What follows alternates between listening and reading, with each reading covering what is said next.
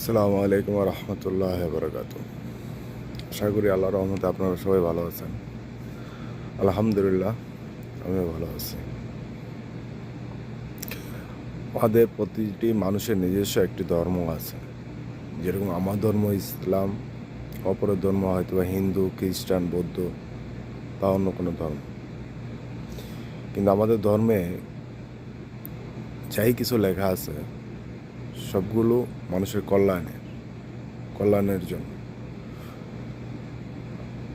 আমাদের ধর্মে আপনার পরের হক বা চুরি, ডাকাতি, ছিনতাই, চাঁদাবাজি, তারপর হচ্ছে যে পরের উপর জুলুম করা, নির্যাতন করা, আমার মনে হয় না যে যে কোনো ধর্মে এগুলা কোনো অনুমোদন আছে।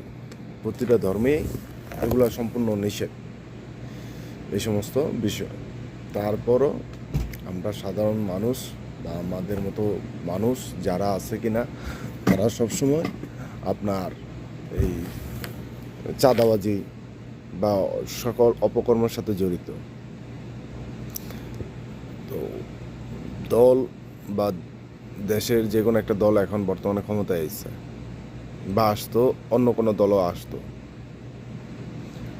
তো আসতো বা এখন যে আইছে, সবার প্রতি অনুরোধ যে আল্লাহ যেন আপনাদেরকে যেন ওরকম বোঝার তৌফিক দান করে যেন পরের হক এই জগতে, এই পৃথিবীতে আপনি তারাই সবচেয়ে বেশি সুখী বা তাদের অর্থ সম্পদ বেশি যারা পরের হক মাইরা খায়।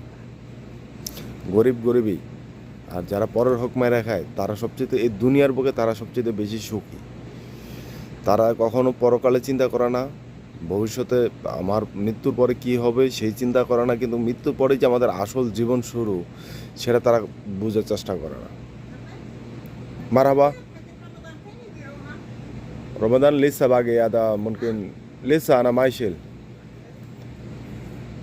তো সবচেয়ে বড় কথা হইতেছে যে আপনার প্রতিটা ধর্মই যেহেতু নিষেধ, কর্মই যেমন তোমার ধর্ম, এটা হচ্ছে যে লালনদের, ভণ্ড লালনদের উক্তি। এটা আসলে তা না। ধর্মই তোমার হচ্ছে কর্ম, কারণ তোমার ধর্মে যেই সমস্ত এগুলাতে অনুমোদন আছে তুমি ওগুলা করো, যেগুলা নিষেধ আছে তুমি ওগুলা কখনোই করতে যাও না।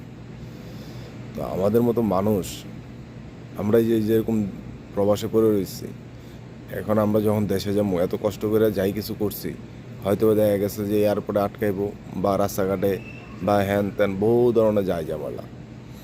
এখন